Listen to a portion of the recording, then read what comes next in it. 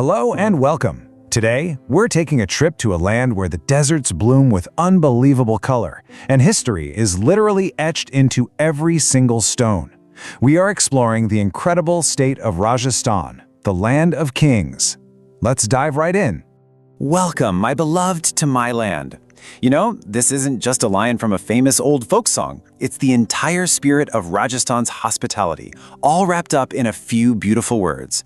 It's a genuine, open-hearted invitation that you can feel the moment you arrive. And what a welcome to a truly massive place. To give you some perspective, Rajasthan is India's largest state. It covers more than 10% of the entire country's landmass. That's about the size of Germany. So yeah, it's basically a kingdom in its own right. And the name itself, Rajasthan, literally translates to Land of Kings. And trust me, that's no accident. It's a direct nod to its incredible history as the home of the Rajputs, a legendary warrior clan whose stories of courage, honor, and sacrifice still echo through the centuries. But you know, the story of this land started long before the kings. This region has seen ancient civilizations, like the Indus Valley, thrive and then fade away. Its history is this incredibly rich tapestry that stretches all the way from antiquity right up to its formation as a modern Indian state. And these figures, well, they embody the very soul of Rajasthan. You have the fierce, unbending valor of warriors like Maharana Pratap and Prithviraj Chauhan. Then there's the divine devotion of the poet Saint Mirabai. And maybe most incredibly, the story of Panna Dai, a nursemaid who sacrificed her own son to save the heir to the throne. Their stories are the very foundation of what it means to be Rajasthani. And this just shows you what a monumental task it was to create the state we know today.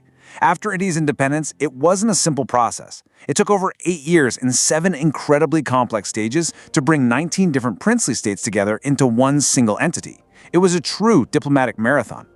Now, when you picture Rajasthan, what comes to mind? Probably endless sand dunes, right? And, well, you're not wrong. But that's only part of the story. The state is actually a land of dramatic, and I mean dramatic, geographic extremes. So here's the key thing to understand. You've got this duality. On one side, there's the immense Thar Desert, the great Indian desert, covering almost 2/3 of the state. But on the other side, you have the Aravalli Range, one of the oldest mountain systems on the entire planet, acting like a green wall that literally stops the desert from spreading further. Okay, so this dramatic landscape is the backdrop for some of the world's most breathtaking cities. And what's really cool is that each one is famous for its own distinct color. Let's take a quick tour. We'll start with the capital, Jaipur, famously known as the Pink City. So, why pink?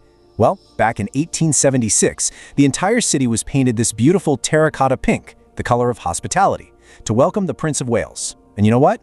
The name just stuck. And Jaipur is just an absolute feast for the eyes. You have the iconic Hawa Mahal, the Palace of Winds, with its 953 windows built so royal women could watch city life without being seen. Then there's Jantar Mantar, this incredible ancient astronomical observatory, and of course the stunning Amber Fort, perched high up on a hill.